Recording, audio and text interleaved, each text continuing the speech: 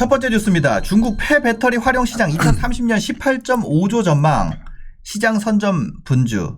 이거 뭔가요? 어떤 배터리에 대한 건가요? 이게 이제 배터리와 관련된 건데 네네. 이게 사실은 이제 배터리를 얘기를 하려고 하는 것보다는 네. 이 뉴스를 볼 때 어떤 관점으로 보는 게 좋겠다. 네. 라는 걸 말씀을 드리고 싶어서 네. 이 기사를 준비를 했거든요. 다음 기사도 마찬가지고. 네. 어떤 관점에서 보는 게 좋을까요? 네. 그러니까 이 구조적인 변화라는 게 네. 말을 많이 쓰잖아요. 네네. 구조적인 변화.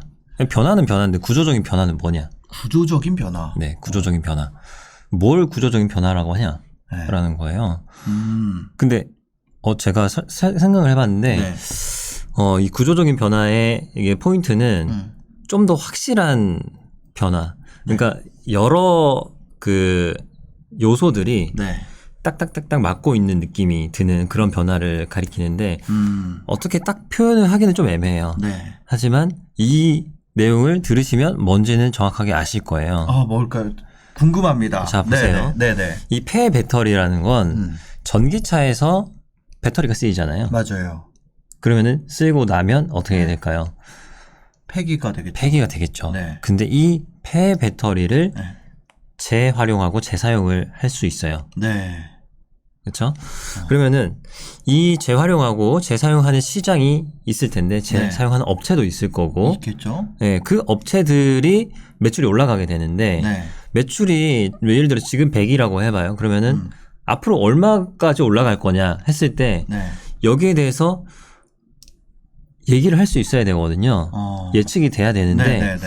이 기사를 보면 구조적으로 이렇게 변화가 되겠구나 라는 거를 알 수가 있고 예측이 가능해요. 네, 기사 내용 한번 볼게요. 네네. 폐배터리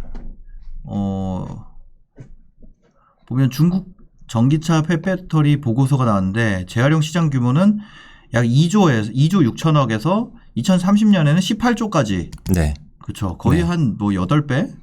9배? 네, 거의 10배 가까이 늘어나는 셈이죠. 네, 그래서 요런 내용이 나와 있고 BMW는 이런 모든 사이클에서 환경 보호를 최우선으로 할 것을 발표했다. 네, 배터리 회수 정책을 발표했다. 코트라에서는 네. 중국 자동차 공업협회에 따르면 폐배터리는 20만 톤, 2025년은 35만 톤에 이를 전망.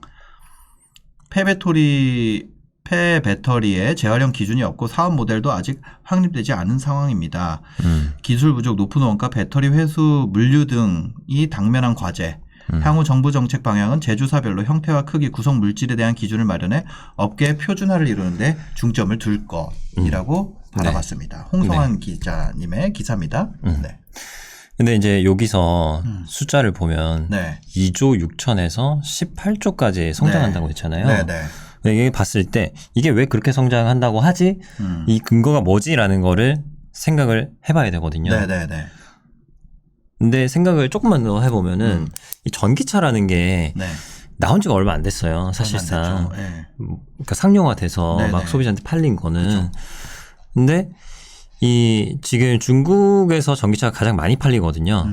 근데 중국에서 전기차의 판매량을 인터넷 조금만 검색해 보시면 알 수가 있는데 2014년에 몇 대가 팔렸냐면 7만 대가 팔렸어요. 엄청 조금 팔렸네요. 네.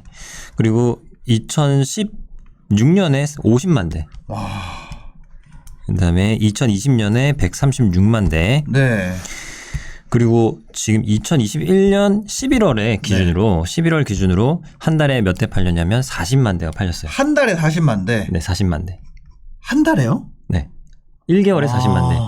그러니까 지금 중국 자동차 판매가 연간 한 2,500만 대 정도 되거든요. 네, 네, 네.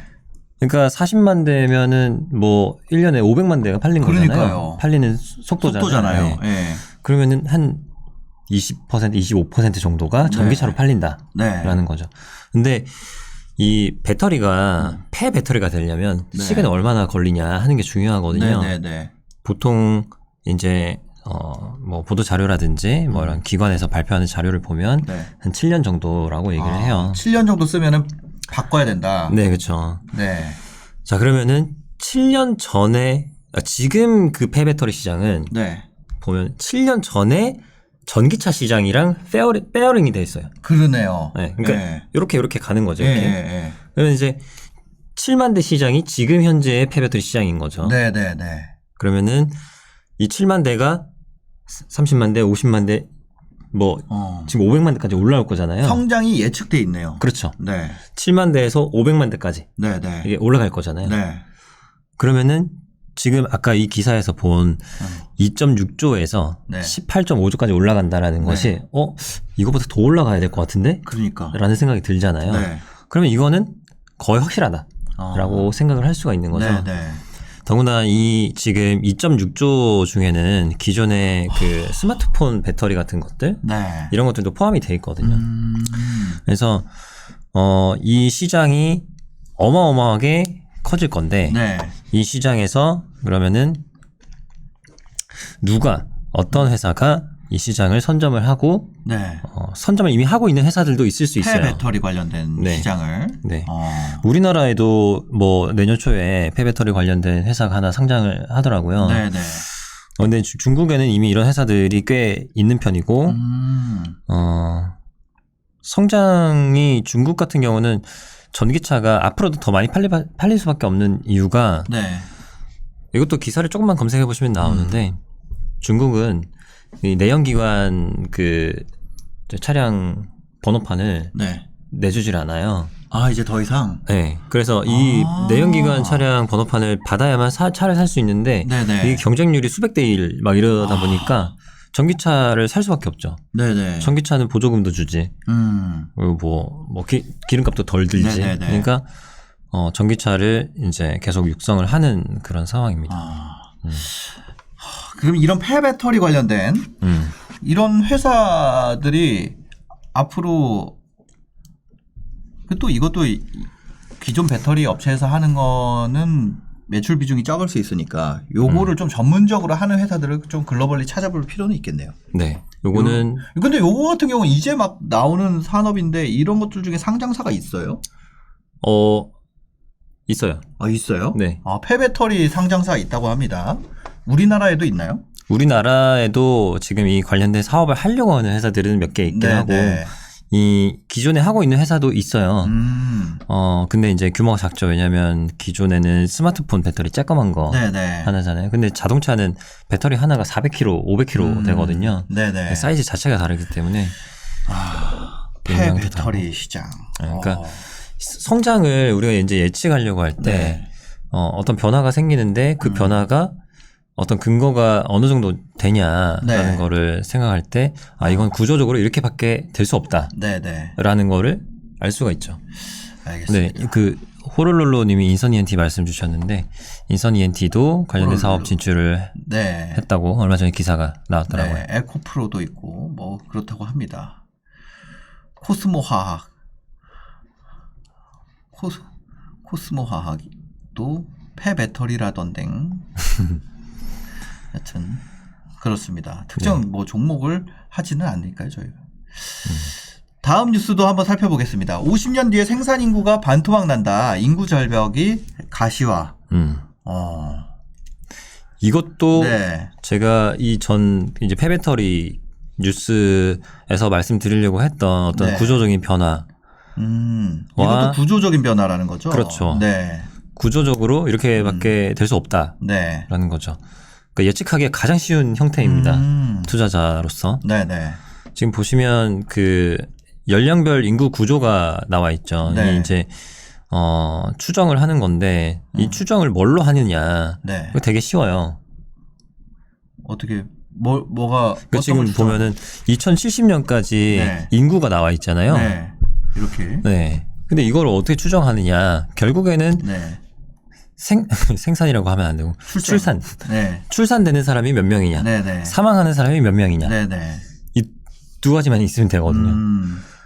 근데 아시다시피 지금 출산율은 줄어들었죠. 네네네. 네. 그리고 이제 그 뭐라고 하죠? 기대 수명은 올라가고. 네네. 그러니까 인구가 이제 고령화되면서 동시에 중간단의 인구는 계속 줄어들겠죠.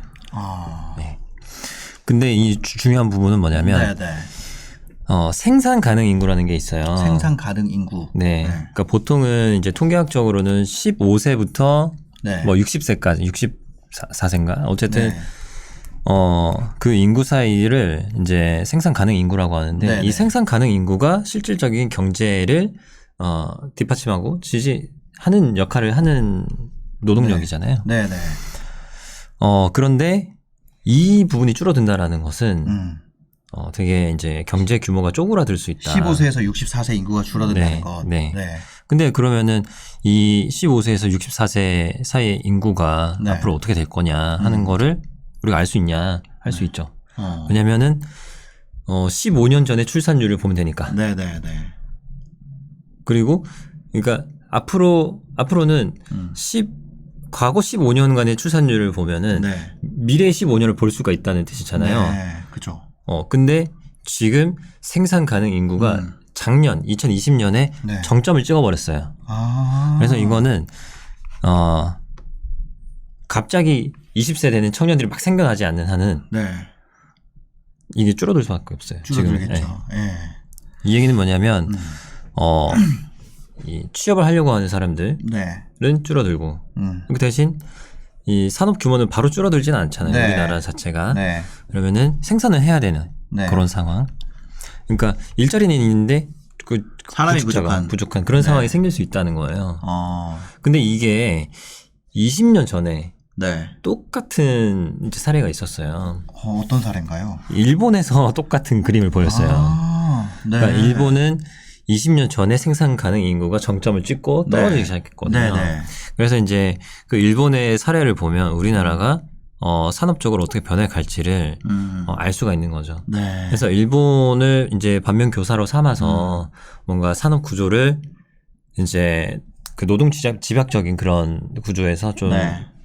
하이테크 네. 뭐 서비스 뭐 이런 쪽으로 좀 옮겨가야 되는데 그거는 이제 우리나라 정부가 뭐 투자를 잘 해야 되는 몫이고 우리는 그러면 어디다가 투자를 해야 되냐? 어디다 해야 될까요?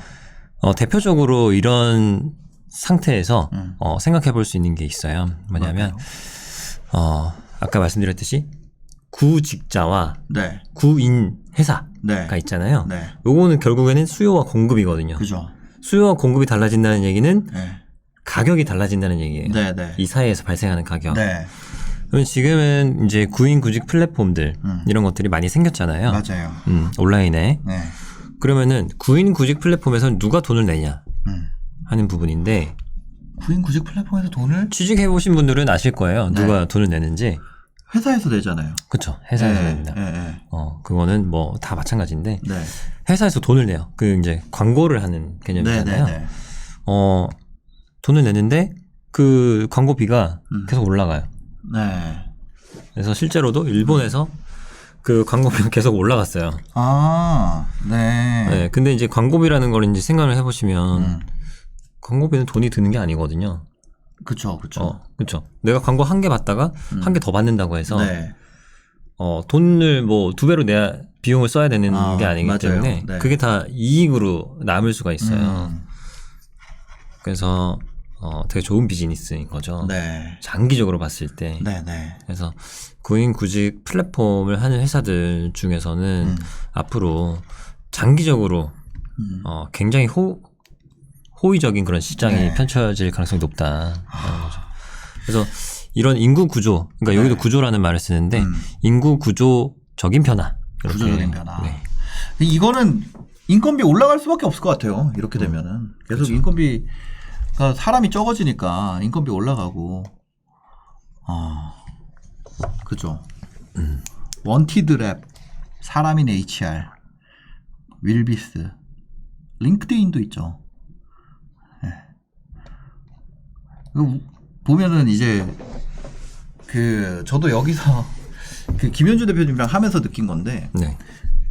우리나라 사람들은 우리나라 회사에 굉장히 많이 투자를 많이 하는데 그럼 그거를 강제로라도 좀 눈을 넓히려는 노력을 해야 된다. 네. 저는 해외 주식 투자해야 된다고. 네. 그러니까 의무화 시켜야 된다고 보는 사람이에요. 의무화해야 된다. 네. 네. 왜냐하면 그냥 쉽게 생각하면은 주식에 투자를 해서 우리나라 주식에 투자를 해서 내가 돈을 번다. 그럼 물론 그 가치가 늘어난 부분을 향유할 수는 있지만 미국 회사에 투자를 해서 내가 돈을 번다라는 거는 외화를 벌어오는 거잖아요.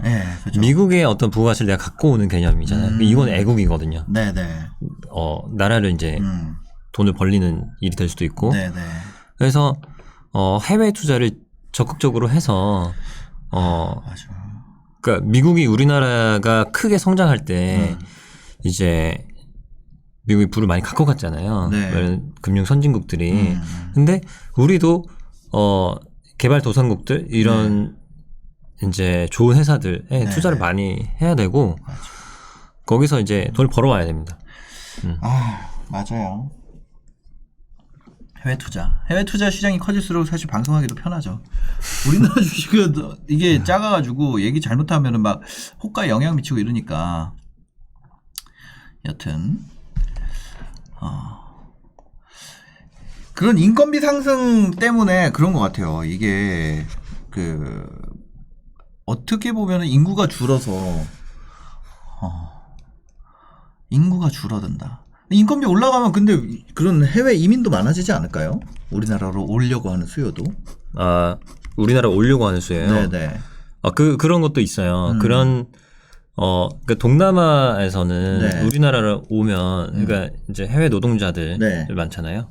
그런 분들은 우리나라로 왔을 때 엄청 소득 수준이 높아지는 개념이 되잖아요. 그래서 제가 예전에 봤던 회사 중에서는 국내 회사구나. 그러니까 일본 회사인데 일본에서 뭘 하냐면 일본에서 그 외국인 노동자를 데리고 와요. 데리고 와서 교육을 시키고 교육시킨 다음에 회사로 이제 보내주는 그런 역할을 하는 회사거든요. 그게 이제 일본에서는 그 정책적으로 해외 노동자들을 올해 몇 명, 내년에 몇 명 데려오겠다 이런 계획이 있어서 그것도 좋은 비즈니스였고 그래서 이제 거기서 또 파생될 수 있는 건 걔네들이 돈을 벌면 어떻게 할까? 자국 송금을 하겠죠. 그렇죠. 송금을 하잖아요. 그럼 송금을 할 때 뭘 쓰냐? 송금할 때. 그 송금 업체를 쓸 거잖아요. 근데 이 회사가 송금업을 해요. 그래서 해외 노동자가 이제 들어오면 바로 계좌 같은 걸 만들어가지고 카드를 만들어주고 교육을 시킨 다음에 일터로 보내. 이 해외 노동자에 대한 거는 일단 한국 들어올 때 그 플랫폼을 통해서 들어오면 거기서 제공하는 거 100% 다 이용할 수밖에 없거든요. 그렇죠. 네, 맞아요. 뭐 통신사도 거기서 제한하는 거 쓸 수밖에 없고 통장도 거기서 제한하는 거 만들 수밖에 없고. 맞습니다. 왜냐면 아예 모르기 때문에. 정보가 없죠. 그래서 완전히 비대칭적인 시장에서 그냥 잡고 가는 거네요. 그리고 계속 송금은 그거 쓸 거고. 그렇죠. 그래서 거기서 송금 수수료를 먹는 구조로 하는 거죠. 알겠습니다.